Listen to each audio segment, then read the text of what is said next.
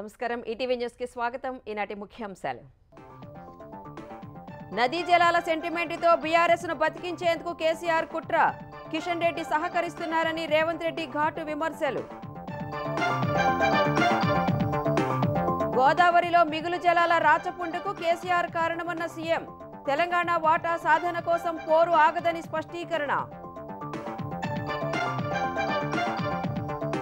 పాశమైలారం ఘటనలో మృతుల కుటుంబాలకు కోటి పరిహారం ప్రభుత్వం కంపెనీ నుంచి ఇస్తామన్న సీఎం విచారణకు కమిటీ కులం మతం చూసి ఓట్లేస్తే భవిష్యత్తు నాశనమవుతుందన్న చంద్రబాబు మనిషి ప్రాణం విలువ తెలియని జగన్ను దూరం పెట్టాలని హితవు తెలుగు రాష్ట్రాల్లో బీజేపీ బాధ్యతలు స్వీకరించిన నూతన సారథులు ఏపీలో కమల దళాన్ని తిరుగులేని శక్తిగా నిలుపుతానన్న మాధవ్ జాతీయ క్రీడా విధానానికి కేబినెట్ ఆమోదం 5 అగ్రశ్రేణి దేశాల్లో నిలవడమే లక్ష్యం ఉపాధి ఆధారిత ప్రోత్సాహక పథకానికి గ్రీన్ సిగ్నల్ ఇక నుంచి ఒకే యాప్లో అన్ని రైల్వే సేవలు రైల్ వన్ పేరుతో సూపర్ యాప్ ఆవిష్కరణ లాగిన్ ఇబ్బందులు తీరుతాయని వెల్లడి బిగ్ బ్యూటిఫుల్ బిల్లుపై మండిపడిన ఎలాన్ మస్క్ ఆమోదం పొందితే కొత్త పార్టీ పెడతానని వెల్లడి ఎదురుదాడికి దిగిన ట్రంప్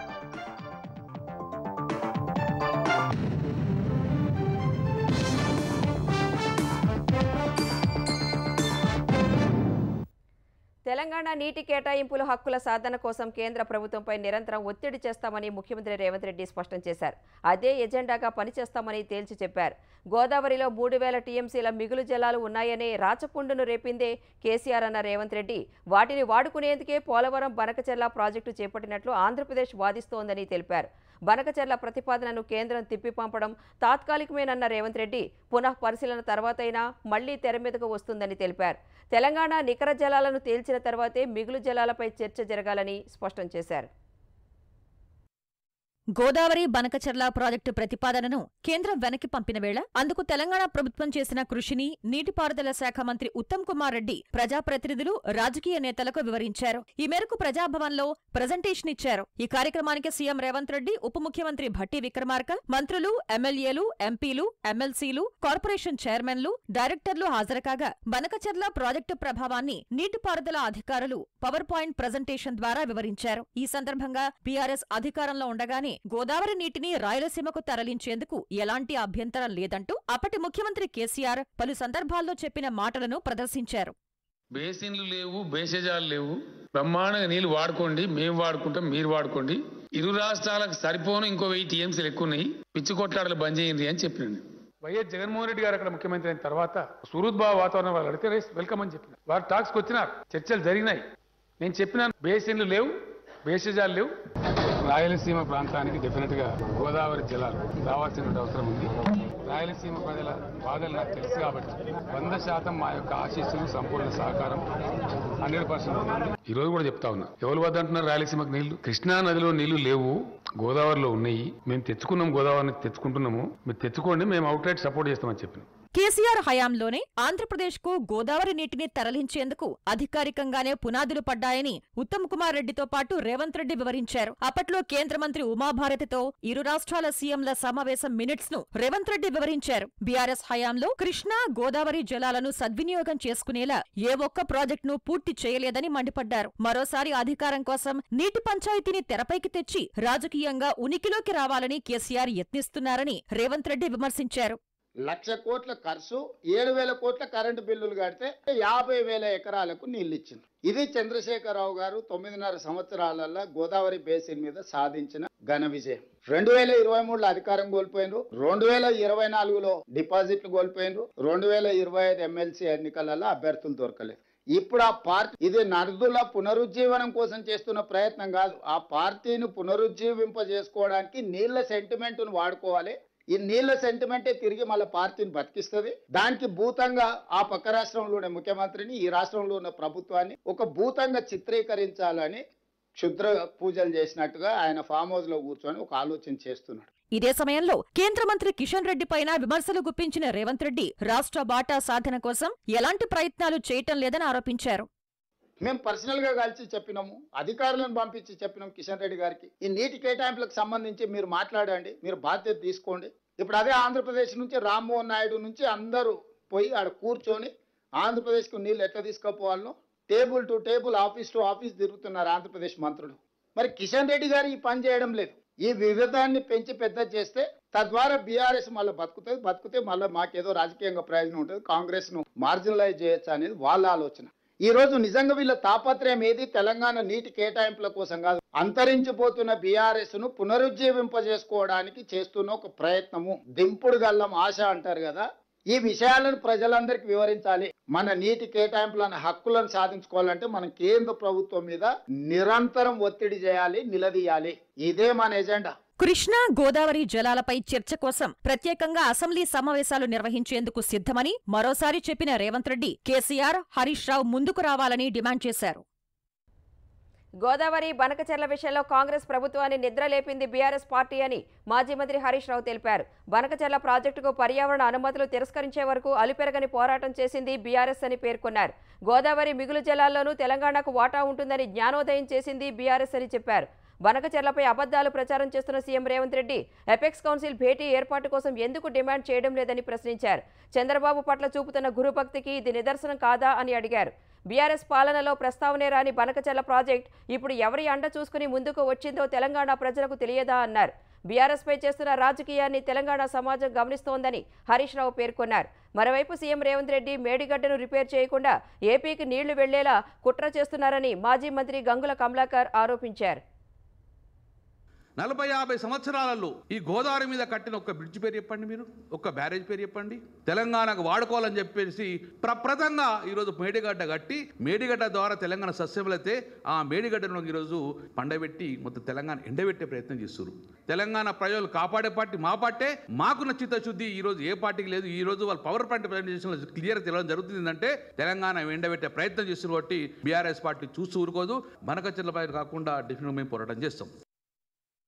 సంగారెడ్డి జిల్లా పాషమైలారం పారిశ్రామిక వాడలోని సిగాచి రసాయన పరిశ్రమలో పేలుడుకు బాధ్యులను కఠినంగా శిక్షిస్తామని ముఖ్యమంత్రి రేవంత్ రెడ్డి ప్రకటించారు. ఈ దుర్ఘటనలో చనిపోయిన వారి కుటుంబాలకు ₹1,00,00,000 చొప్పున పరిహారం అందే విధంగా చూస్తామన్నారు. మృతుల కుటుంబాలకు 1,00,000, క్షతగాతులకు ₹50,000 తక్షణ సాయం ప్రకటించారు. సిగాచి రసాయన పరిశ్రమలో ప్రమాదం జరిగిన ప్రాంతాన్ని పరిశీలించిన సీఎం సహాయక చర్యలపై ఆరా తీశారు. తర్వాత పరిశ్రమల శాఖ అధికారులతో సమీక్షించిన రేవంత్ ప్రమాదంపై సమగ్ర నివేదిక ఇవ్వాలని ఆదేశించారు. అనంతరం ఆసుపత్రిలో క్షతగాతులను పరామర్శించారు. సంగారెడ్డి జిల్లా పాసమైలారం పారిశ్రామిక వాడలోని సిగాచి రసాయన పరిశ్రమలో పేలుడు జరిగిన ప్రాంతాన్ని ముఖ్యమంత్రి రేవంత్ రెడ్డి పరిశీలించారు. మంత్రివర్గ సహచరులు వివేక్, శ్రీధర్ బాబు, పొంగులేటి శ్రీనివాసరెడ్డి, దామోదర రాజనరసింహలతో కలిసి భవన శిథిలాలను రేవంత్ పరిశీలించారు. సహాయ చర్యల పురోగతిని సీఎం అడిగి తెలుసుకున్నారు. ఈ దుర్ఘటనలో ప్రాణాలు కోల్పోయిన వారి మృతదేహాలను స్వస్థలాలకు తరలించేందుకు ఏర్పాట్లు చేయాలని అధికారులకు సూచించారు. ఉమ్మడి రాష్ట్ర చరిత్రలో ఇంతటి ప్రమాదం ఎప్పుడూ జరగలేదని రేవంత్ రెడ్డి ఆవేదన వ్యక్తం చేశారు. సిగాచి కంపెనీ యాజమాన్యం, ప్రభుత్వం కలిసి మృతుల కుటుంబాలకు ₹1,00,00,000 పరిహారం ఇచ్చే విధంగా అధికారులను ఆదేశిస్తున్నట్లు ముఖ్యమంత్రి చెప్పారు. ఈ దురదృష్టకరమైన సంఘటనని ప్రభుత్వము తన తీవ్రంగా పరిగణిస్తుంది. దీనికి సంబంధించి చనిపోయిన కుటుంబాలకు ప్రభుత్వం వైపు నుంచి, పరిశ్రమ వైపు నుంచి ₹1,00,00,000 నష్టపరిహారం ఇవ్వాలి అని చెప్పి నేను ఆదేశాలు ఇవ్వడం జరిగింది. అదే విధంగా తీవ్రంగా గాయాల పాలైన వాళ్ళకి పని చేసుకోలేని పరిస్థితిలో ఉంటే వాళ్లకు ₹10,00,000 ఇవ్వాలి అని, అదే విధంగా దెబ్బలు గాయాల పాలై కొంతకాలం పని చేయలేని పరిస్థితిలో ఉండి ఆ తర్వాత మళ్ళీ యథావిధిగా వాళ్ళు పనులకు వెళ్లే పరిస్థితి ఉంటే వాళ్లకు ₹5,00,000 ఇవ్వాలని, అదే విధంగా ఈ దుర్ఘటనలో ఏదైతే వైద్య సహాయం అందించాలనో వాళ్ళకి ఎలాంటి ఇబ్బంది లేకుండా ప్రభుత్వం కూడా వైద్య సహాయాన్ని 100% అందించాలని మా మంత్రులకు నేను ఆదేశాలు ఇవ్వడం జరిగింది.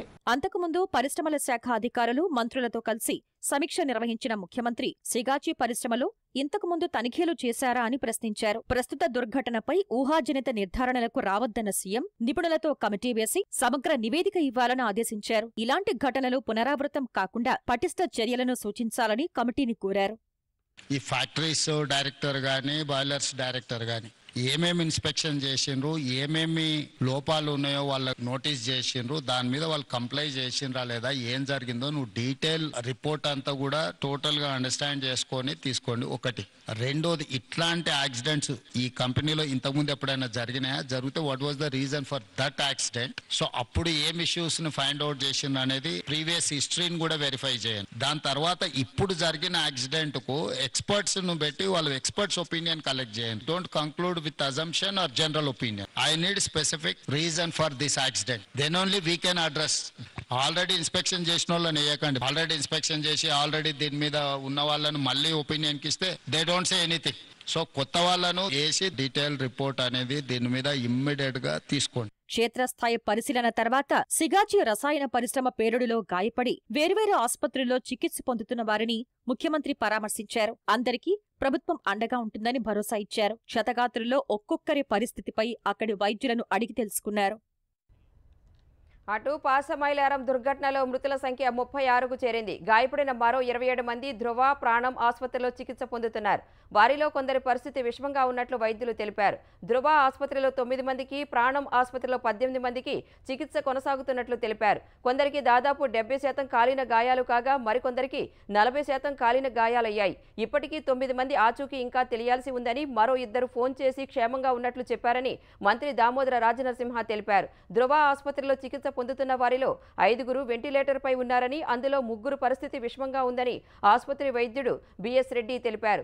మరోవైపు మృతి చెందిన 36 మంది మృతదేహాలను అధికారులు పటాన్చేరు ఆసుపత్రికి తరలించారు. గుర్తించలేని స్థితిలో ఉన్న కార్మికుల మృతదేహాలను కుటుంబ సభ్యులు, బంధువుల డిఎన్ఏతో పరీక్ష చేసి ఆ తర్వాత అప్పగించేలా అధికారులు ఏర్పాట్లు చేశారు. ఆంధ్రప్రదేశ్లో సుపరిపాలన అందించేవారెవరో ప్రజలు ఆలోచించాలని ముఖ్యమంత్రి చంద్రబాబు సూచించారు. కులం, మతం చూసి ఓట్లేస్తే భవిష్యత్తు నాశనమవుతుందని స్పష్టం చేశారు. వైసీపీ అధినేత జగన్ తీరుపై విమర్శలు గుప్పించిన చంద్రబాబు, సింగయ్య అనే అభిమాని జగన్ కారు కిందే పడి చనిపోయినట్లు ఫోరెన్సిక్ ఆధారాలు ఉన్నప్పటికీ ఆ పార్టీ నేతలు తప్పుడు ప్రచారం చేస్తున్నారని మండిపడ్డారు. ముఖ్యమంత్రి చంద్రబాబు తూర్పుగోదావరి జిల్లా మలకపల్లిలో పింఛన్ల పంపిణీ కార్యక్రమంలో పాల్గొన్నారు. డప్పు కళాకారుడు పోస్టిబాబుకు చర్మకార పింఛను, గెడ్డం కృష్ణదుర్గ అనే మహిళకు వితంతు పింఛను అందజేశారు. అనంతరం కాసేపు డప్పు వాయించి సందడి చేశారు. పేదలకు పింఛన్లు సేవాభావంతో అందచేయాలన్న సీఎం సులకనగా చూస్తే ఊరుకునేది లేదని తేల్చి చెప్పారు. సిబ్బంది నిర్లక్ష్యంగా వ్యవహరిస్తారనే ఉద్దేశంతోనే ప్రతి నెలా ఒక జిల్లాలో పర్యటిస్తున్నట్లు వివరించారు. సూపర్ 6 పథకాల అమలుకు కట్టుబడి ఉన్నామన్న చంద్రబాబు త్వరలోనే నిరుద్యోగ భృతి ఇస్తామన్నారు. పింఛన్ ఇస్తారు, చేదరించుకుంటే ఇవ్వడం, లేకపోతే ఏదో వీళ్లు డబ్బులు ఇచ్చినట్టు ప్రవర్తించడం కాదు. సేవాభావంతో ఇవ్వాలి. పేదవాడిని చులకనగా చూస్తే వదిలిపెట్టనని చెప్పి చాలా స్పష్టంగా ఆదేశాలు ఇచ్చాను. అనర్హులకందరికీ పింఛన్లు ఇవ్వడానికి వీలు లేదు. గడచిన 5 సంవత్సరాల ప్రభుత్వంలో వాళ్ళ కార్యకర్తలకు పింఛన్లు ఇచ్చారు. వికలాంగుడు కాకపోయినా బ్రహ్మాండంగా కారు డ్రైవ్ చేసే వ్యక్తులకి వికలాంగులని చెప్పి పెన్షన్లు ఇచ్చిన సందర్భాలున్నాయి. మెగా డిఎస్సి 16,500 మందికి ఉద్యోగాలు, దాన్ని జరగనీయకుండా చేయడానికి సుప్రీంకోర్టుకు వెళ్లారు. అయినా అప్రమత్తంగా ఉన్నాం. ఇంటర్వ్యూస్ జరుగుతాయి. 1 నెల లోపల వాళ్లకు ఉద్యోగాలు ఇచ్చే బాధ్యత ఈ ప్రభుత్వం అందని చెప్పి కూడా నేను మీకు తెలియజేస్తున్నా. నిరుద్యోగులున్నారు, ఉద్యోగాలు వచ్చే వరకు నిరుద్యోగ భృతి ఇచ్చి మీకు అండగా ఉంటానని మీ అందరికీ హామీ ఇస్తున్నా. ఇదే సమయంలో జగన్ తీరుపై విమర్శలు గుప్పించిన చంద్రబాబు, మనిషి ప్రాణం విలువ తెలియని వ్యక్తి అని మండిపడ్డారు.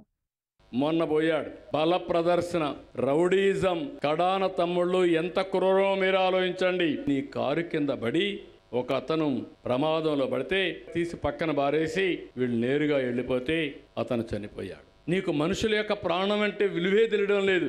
నా కారు కింద పడలేదని ఇంకో కారు కింద పడ్డారని రెడీ చేశారు సాక్ష్యాల్ని. క్లియర్ కట్ గా ఫారెన్సిక్ ఎవిడెన్స్ లో కూడా సాక్ష్యాలు వచ్చాయి. ఈయన కారు కిందనే పడ్డాడు. అందుకే మీరు కూడా గుర్తుపెట్టుకోవాలి, మీ అమ్మాయికి పెళ్లి చేయాలంటే, మీ అబ్బాయికి పెళ్లి చేయాలంటే 7 తరాలు వెనక్కి చూస్తారు. కానీ రాష్ట్రంలో మాత్రం నాయకుడు కావాలంటే గుడ్డిగా ఓటేస్తారా తమ్ముళ్ళు అని అడుగుతున్నా. కులము, మతము, తప్పుడు సమాచారం చెప్తే నమ్మడం ఇది సబబా అని మిమ్మల్ని అడుగుతున్నా. మన భవిష్యత్తు ముఖ్యం. గోదావరి పుష్కరాలను కనీవిని ఎరుగని రీతిలో నిర్వహిస్తామన్న సీఎం రాజమహేంద్రవరాన్ని ప్రపంచ స్థాయి పర్యాటక కేంద్రంగా తీర్చిదిద్దుతామని ప్రకటించారు. అంతకుముందు మలకపల్లికి వెళ్లేందుకు సీఎం చంద్రబాబు బయలుదేరగా ఆయన వెళుతున్న హెలికాప్టర్ ప్రయాణానికి వాతావరణం అనుకూలించలేదు. గన్నవరం నుంచి బయలుదేరిన కాసేపటికే హెలికాప్టర్ను తిరిగి గన్నవరంలో దింపేశారు. తరువాత గన్నవరం నుంచి విమానంలో రాజమహేంద్రవరం వెళ్లిన ముఖ్యమంత్రి అక్కడ నుంచి కొవ్వూరు చేరుకున్నారు. గోల్కొండ కోటపై కాషాయ జెండా ఎగిరేలా పనిచేస్తానని బీజేపీ తెలంగాణ నూతన అధ్యక్షుడు రామచంద్రరావు అన్నారు. తెలంగాణలో బీజేపీ అధికారంలోకి రావాలంటే ప్రతి ఒక్కరూ కలిసి పనిచేయాలని సూచించారు. బీజేపీ తెలంగాణ అధ్యక్షుడిగా ఒక్కటే నామినేషన్ దాఖలు కావడంతో ఆయన ఎన్నిక లాంఛనమైంది. రంగారెడ్డి జిల్లా మన్నెగూడలోని వేద కన్వెన్షన్లో ఏర్పాటు చేసిన కార్యక్రమంలో రామచంద్రరావు పేరును ప్రకటించిన రిటర్నింగ్ అధికారి కేంద్ర మంత్రి శోభా కరంద్లాజే నియామక పత్రాన్ని అందించారు. కేంద్ర మంత్రి కిషన్ రెడ్డి పార్టీ జెండాను అందించారు. పార్టీ సీనియర్ నేతలు, కేంద్ర మంత్రులు, ఎంపీలు కొత్త అధ్యక్షుడిని సన్మానించారు. పార్టీలోకి కొత్త వారిని ఆహ్వానిద్దామని రామచంద్రరావు తెలిపారు. పంచాయతీ నుంచి పార్లమెంటు వరకు బీజేపీ గెలవాలని చెప్పారు. ప్రజాస్వామ్య పద్ధతిలో కాంగ్రెస్ ప్రభుత్వంపై పోరాటం చేద్దామని పిలుపునిచ్చారు. వచ్చే ఎన్నికల్లో తెలంగాణలో అధికారం చేపట్టాలనే లక్ష్యంతో బీజేపీ ఉందని కేంద్ర మంత్రి కిషన్ రెడ్డి అన్నారు. అధ్యక్షుడైనంత మాత్రాన కిరీటం రాదని, ఆ స్థానంలో ఎవరున్నా ఐక్యంగా పనిచేయాలని స్పష్టం చేశారు. ఆంధ్రప్రదేశ్లో కమల దళాన్ని తిరుగులేని శక్తిగా నిలబెడతానని బీజేపీ నూతన అధ్యక్షుడు మాధవ్ ప్రకటించారు. ఒక చేతిలో బీజేపీ జెండా, మరో చేతిలో కూటమి ఎజెండాను తీసుకుని ప్రజల్లోకి వెళ్లాలని కార్యకర్తలకు పిలుపునిచ్చారు. బీజేపీ ఆంధ్రప్రదేశ్ అధ్యక్ష పదవికి మాధవ్ ఒక్కరే నామినేషన్ దాఖలు చేయగా ఏకగ్రీవంగా ఎన్నికైనట్లు పార్టీ ఎన్నికల పరిశీలకుడిగా వచ్చిన బీజేపీ జాతీయ కౌన్సిల్ సభ్యుడు మోహన్ ప్రకటించారు. వెంటనే మాధవ్ను అభినందించిన పురంధేశ్వరి బాధ్యతలు అప్పగించారు. పార్టీ నేతలంతా మాధవ్కు శుభాకాంక్షలు తెలిపారు. బీజేపీ కార్యకర్తలకు న్యాయం జరగాలంటే ఎన్నికల్లో సీట్లు పెంచుకోవాలని నేతలు సూచించారు. కొత్తగా అధ్యక్ష బాధ్యతలు స్వీకరించిన మాధవ్ ఆ దిశగా కృషి చేయాలని కోరారు. ప్రధాని మోదీ మార్గనిర్దేశనంలో పార్టీని ముందుకు నడిపిస్తానని మాధవ్ చెప్పారు. త్వరలో జిల్లాల్లో పర్యటిస్తానని, ఆ తర్వాత పాదయాత్ర చేస్తానని వైసీపీ అధ్యక్షుడు జగన్ ప్రకటించారు. తాడేపల్లిలోని వైసీపీ కేంద్ర కార్యాలయంలో పార్టీ యువజన విభాగానికి జగన్ దిశానిర్దేశం చేశారు. అన్ని జిల్లాల్లో నేతలతో కలిసి ప్రయాణిస్తానని చెప్పారు. ప్రతి ఒక్కరూ సామాజిక మాధ్యమాల్లో విస్తృతంగా పార్టీ కార్యకలాపాలపై ప్రచారం చేయాలని సూచించారు. పార్టీని బలోపేతం చేసేందుకు పార్టీలో కొత్తగా వర్కింగ్ ప్రెసిడెంట్లను నియమిస్తున్నామని తెలిపారు. యువ ఎమ్మెల్యేలు, గత ఎన్నికల్లో పోటీ చేసి ఓడిన యువ నాయకులను ఆ పదవుల్లో నియమిస్తామన్నారు. ఎగువన కురుస్తున్న వర్షాలకు కృష్ణమ్మ పరవళ్లు తొక్కుతుండగా శ్రీశైలం ప్రాజెక్టు నిండడానికి మరో 10 అడుగుల దూరంలో ఉంది. జూరాల నుంచి శ్రీశైలం జలాశయానికి 1,00,000 క్యూసెక్ల వరద వస్తోంది. శ్రీశైలం కుడి, ఎడమ జల విద్యుత్ కేంద్రాల్లో విద్యుత్ ఉత్పత్తి చేస్తూ 58,750 క్యూసెక్లను దిగువకు వదులుతున్నారు. శ్రీశైలం జలాశయ పూర్తిస్థాయి నీటి మట్టం 885 అడుగులు కాగా ప్రస్తుతం 874 అడుగులకు చేరింది. శ్రీశైలం జలాశయ పూర్తిస్థాయి నీటి నిల్వ సామర్థ్యం 215 అడుగులు కాగా ప్రస్తుతం నీటి నిల్వ 160 టీఎంసీలకు చేరింది. నిరుటితో పోలిస్తే శ్రీశైలం జలాశయంలోకి నీరు ఇప్పటికే భారీగా వచ్చి చేరింది. గతేడాది సరిగ్గా ఇదే రోజు జలాశయంలో 815 అడుగుల నీటి మట్టం ఉండగా 37 టీఎంసీల నిల్వ మాత్రమే ఉంది. ఈసారి జూన్ 1 నుంచి శ్రీశైలం జలాశయంలోకి 127 టీఎంసీలకు పైగా నీరు వచ్చి చేరింది. నాగార్జున సాగర్ గరిష్ట నీటి మట్టం 590 అడుగులు కాగా ప్రస్తుతం 514 అడుగులకు పైగా నీరు చేరింది. సాగర్ పూర్తి నిల్వ సామర్థ్యం 312 టీఎంసీలు కాగా ప్రస్తుతం 139 టీఎంసీల నీరు చేరింది. మహారాష్ట్ర నాందేడ్ జిల్లా ధర్మాబాద్ సమీపంలో గోదావరి నదిపై నిర్మించిన బాబ్లీ ప్రాజెక్టు గేట్లను ఎత్తారు. కేంద్ర జలసంఘం అధికారుల పర్యవేక్షణలో మహారాష్ట్ర, తెలంగాణ అధికారులు గేట్లను తెరిచారు. సుప్రీంకోర్టు ఆదేశాల మేరకు మహారాష్ట్ర ప్రభుత్వం ప్రతి ఏడాది జూలై 1న ప్రాజెక్టు 14 గేట్లు ఎత్తుతుంది. అక్టోబర్ 28 వరకు నదీ ప్రవాహానికి ఆటంకం లేకుండా గేట్లను తెరిచి ఉంచుతుంది. బాబ్లీ ప్రాజెక్టు నుంచి నీటి విడుదలతో గోదావరిలో నీటి మట్టం పెరుగుతుందని, పరిసర ప్రాంతాల వారు అప్రమత్తంగా ఉండాలని అధికారులు సూచించారు. ప్రముఖ వ్యక్తిత్వ వికాస నిపుణుడు, ఇంద్రజాలికుడు డాక్టర్ బివి పట్టాభిరామ్ కన్నుమూశారు. హైదరాబాద్లో నిన్న రాత్రి ఆయనకు గుండెపోటు రావడంతో తుది శ్వాస విడిచారు. ఆయనకు భార్య జయ, కుమారుడు ప్రశాంత్ ఉన్నారు. 1950లో జన్మించిన పట్టాభిరామ్ ఎదుగుతున్న దశలో కాలికి వచ్చిన అవిటితనం వల్ల కలిగిన ఆత్మన్యూనతా భావాన్ని జయించి తనను తాను ఇంద్రజాలికుడిగా, రచయితగా తీర్చిదిద్దుకున్నారు. రాష్ట్ర, జాతీయ స్థాయిలో పలు పురస్కారాలు అందుకున్నారు. పట్టాభిరామ్ పార్థివ దేహాన్ని ఖైరతాబాద్లోని స్వగృహంలో అభిమానుల సందర్శనార్థం ఉంచారు. రేపు మధ్యాహ్నం జూబ్లీహిల్స్ మహాప్రస్థానంలో అంత్యక్రియలు జరగనున్నాయి. అమెరికా అధ్యక్షుడు ట్రంప్ ప్రభుత్వం తీసుకొచ్చిన బిగ్ బ్యూటిఫుల్ బిల్లుపై ప్రపంచ కుబేరుడు ఎలాన్ మస్క్ మరోసారి మండిపడ్డారు. బిల్లును సెనేట్ ఆమోదిస్తే మరుసటి రోజే కొత్త పార్టీ ఏర్పాటు చేస్తానంటూ హెచ్చరించారు. దేశ ప్రజలకు ఇప్పుడు రిపబ్లికన్, డెమోక్రటిక్ పార్టీలకు ప్రత్యామ్నాయం కావాలని సామాజిక మాధ్యమం ఎక్స్లో పోస్ట్ చేశారు. ప్రజాగళం వినిపించేందుకు పార్టీ కావాలని పేర్కొన్నారు. ఈ సందర్భంగా ఆయన చట్టసభ సభ్యులపై విమర్శలు చేశారు. ప్రభుత్వ వ్యయాన్ని తగ్గిస్తామని ప్రచారం చేసి ఇప్పుడు బిగ్ బ్యూటిఫుల్ బిల్లుకు మద్దతుగా ఓటు వేసేవారు వచ్చే ఏడాది జరిగే ప్రైమరీ ఎన్నికల్లో తీవ్ర వ్యతిరేకతను ఎదుర్కోవలసి ఉంటుందని హెచ్చరించారు. టెస్లా అధినేత హెచ్చరికలపై ట్రంప్ తన సొంత సామాజిక మాధ్యమం ట్రూత్ సోషల్లో మండిపడ్డారు. మానవ చరిత్రలో ఎవరూ పొందనంత రాయితీలను ఎలాన్ మస్క్ తీసుకుంటున్నారని ఆరోపించారు. కొన్నాళ్ల క్రితం వరకు అధ్యక్షుడిగా తనకు మస్క్ బలమైన మద్దతిచ్చారని ట్రంప్ తెలిపారు. అప్పటికే తాను విద్యుత్ వాహనాలను తప్పనిసరి చేయడాన్ని వ్యతిరేకిస్తున్న విషయం ఎలాన్కు బాగా తెలుసన్నారు. ఎలక్ట్రిక్ కార్లు మంచివే అయినప్పటికీ ప్రతి ఒక్కరూ వాటినే కొనాలని బలవంతం చేయలేమని పేర్కొన్నారు. టెస్లా కార్ల ద్వారా మానవ చరిత్రలో ఎవరూ పొందనంత రాయితీలను మస్క్ అందుకున్నారని పేర్కొన్నారు. ఆ రాయితీలే లేకపోతే ఆయన దుకాణం సర్దుకుని దక్షిణాఫ్రికాలోని ఇంటికి పోవలసి వచ్చేదేమో అని ట్రంప్ తన పోస్టులో పేర్కొన్నారు. ఇకపై రాకెట్, ఉపగ్రహ ప్రయోగాలు, ఎలక్ట్రిక్ కార్ల ఉత్పత్తులు ఉండవని, అమెరికా మరింత సొమ్మును ఆదా చేసుకుంటుందన్నారు. ఈ అంశాన్ని డోజ్ పరిశీలించాలని సూచించారు. జాతీయ క్రీడా విధానం 2025కు కేంద్ర మంత్రివర్గం ఆమోదం తెలిపింది. ఈ మేరకు ప్రధాని నరేంద్ర మోదీ అధ్యక్షతన జరిగిన కేబినెట్ సమావేశంలో నిర్ణయం తీసుకున్నట్లు కేంద్ర సమాచార ప్రసార శాఖ మంత్రి అశ్విని వైష్ణవ్ వెల్లడించారు. 2047 నాటికి ప్రపంచంలోని 5 అగ్ర క్రీడా దేశాల్లో ఒకటిగా భారత్ను చేర్చే లక్ష్యంతో పెట్టుకున్నట్లు తెలిపారు. 2 ఏళ్ల కాల పరిమితితో 1,07,000 కోట్ల రూపాయలతో ఉపాధి ఆధారిత ప్రోత్సాహకాల పథకానికి ఆమోదం తెలిపినట్లు వివరించారు. ఈ పథకం ద్వారా కొత్తగా ఉద్యోగంలో చేరిన వారికి 2 ఏళ్ల వరకు నెలకు 3,000 రూపాయల చొప్పున అతడికి ఉద్యోగం ఇచ్చిన సంస్థకు ప్రోత్సాహకాన్ని అందించనున్నట్లు కేంద్ర మంత్రి తెలిపారు. అదే తయారీ రంగంలోని వారి కోసం అదనంగా మరో 2 ఏళ్ల పథకాన్ని పొడిగించనున్నట్లు చెప్పారు. ఈ పథకం ద్వారా వచ్చే 2 ఏళ్లలో దాదాపు 3.5 కోట్ల ఉద్యోగాల సృష్టి జరుగుతుందన్నారు. పరిశోధన, అభివృద్ధి, ఆవిష్కరణల పథకానికి ఆమోదం తెలిపినట్లు వివరించారు. ఈ పథకానికి 1,00,000 కోట్లు కేటాయించినట్లు కేంద్ర మంత్రి చెప్పారు.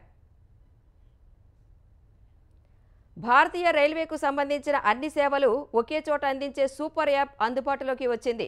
తొలుత స్వరైల్ పేరిట ఈ యాప్ను పరీక్షించిన రైల్వే శాఖ తాజాగా రైల్ వన్ పేరిట పౌరులందరికీ అందుబాటులోకి తెచ్చింది.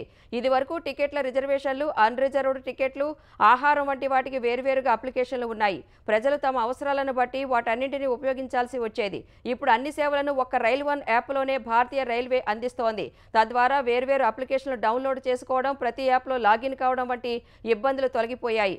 ఆండ్రాయిడ్, ఐఓఎస్ యూజర్లు ఈ యాప్ను డౌన్లోడ్ చేసుకుని ఉపయోగించుకోవచ్చు.